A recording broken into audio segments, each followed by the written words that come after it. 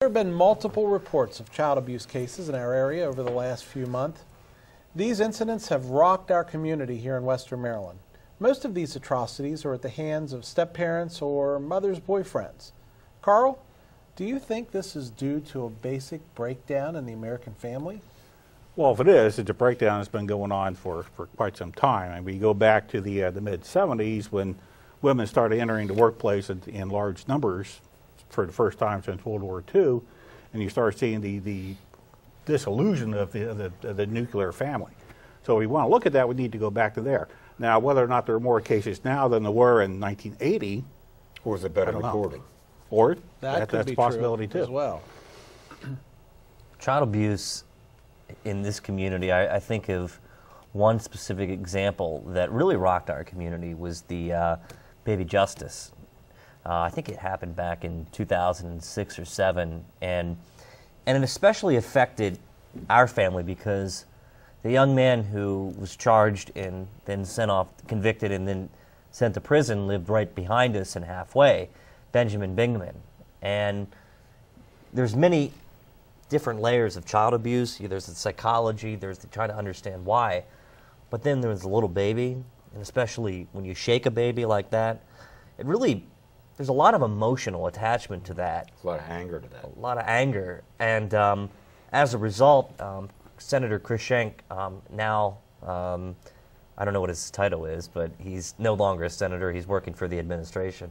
But he put out Justice's Law, which I think has tried to battle child abuse, especially locally. And I hope it's working. But that anecdote was really really important for this community because it kind of set the tone that we're not going to put up with this anymore. Yeah, you know, you can say we're not going to put up with this anymore, but and we'll use the instance of the young child whose mother's boyfriend beat him for eating cake. Okay, taking a piece of cake. I mean, you know, there's an instance where someone tried to show discipline, had no idea how to do it apparently. And let his anger overtake his common sense about what discipline's supposed to be. You know, children have to be raised with consequences. There's no doubt about it, or else they'll never learn to adapt to this world. But consequences such as that are, of course, not just heartbreaking, but I mean, and for the mother to come home and actually cover for what had happened. First, I mean, she is as guilty without a doubt. Absolutely. As he is, and the friend or uncle or whatever that is that was there also.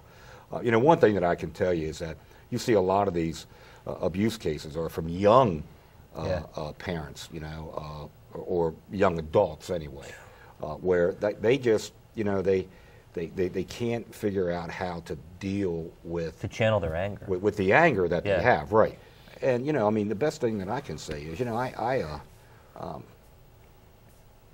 would have to say, listen, you need to, I mean, there's got to be some kind of family support somewhere. There's got to be or friend support where you can call and say, hey, listen, can you come over for a couple minutes? I just need to talk. I think it's you know, you just need to get away from that situation, but you can't leave the child. We all know that. So. I mean, we all have kids at this table, and everybody's parenting style is different. Mm-hmm. And I know that, you know, when I was growing up, if I did something wrong, it wasn't uncommon, you know, to get a smack in the head or a tap on the behind.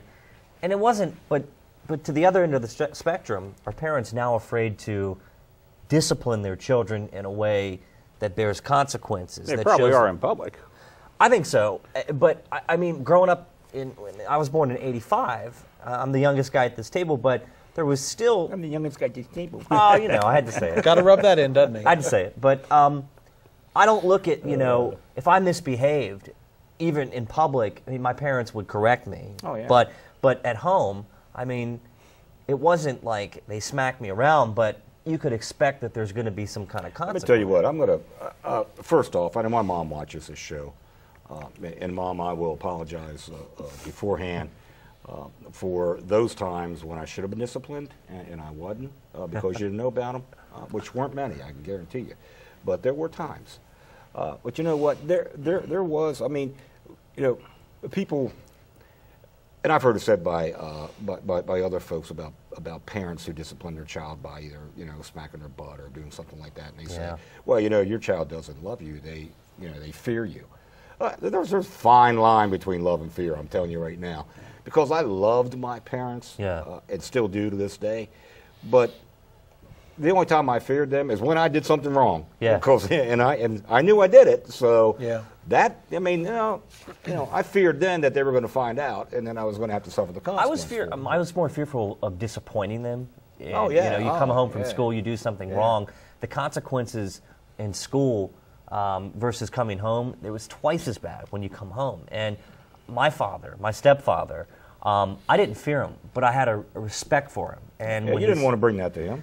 No, you didn't. I mean, you would go to mom first, and then you would bring it to him, and that's when you know the look of disappointment, and then you feel. I mean, you're shamed. I mean, I was. That's when you go home and you unplug the phone. Yeah. So nobody can call. And you keep looking out the window. Oh, there's child abuse. You unplug that phone. That is child abuse. But you have to get to the psychosis of it. What causes people? What causes men or women? I mean, you see women that have driven their children into the water and killed them because they couldn't handle being a parent. And I think it comes down to proper parenting. We all parent differently, but I think there's a general underlying rule among parents that, you know, how you parent's going to affect them as they grow up.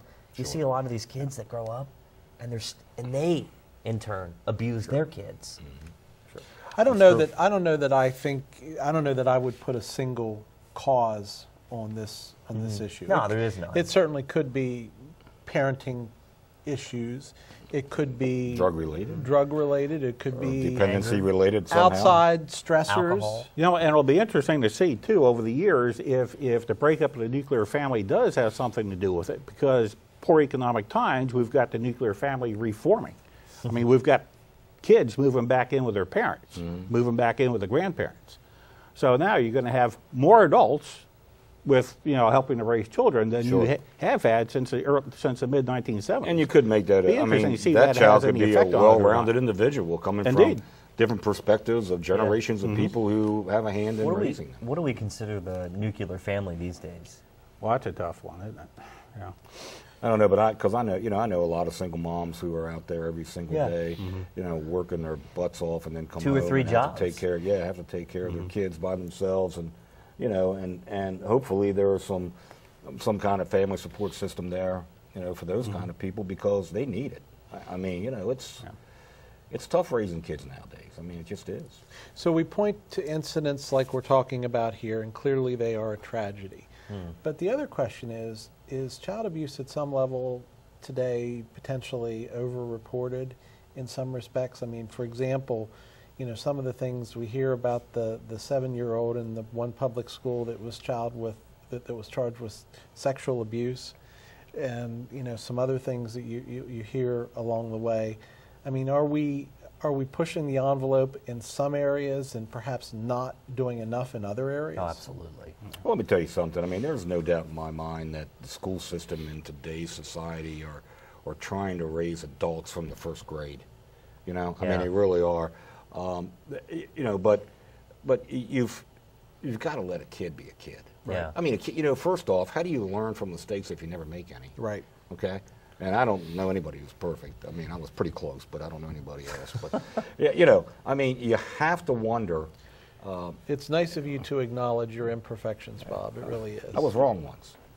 You thought you were wrong, but you were mistaken. Exactly. Right? Yeah.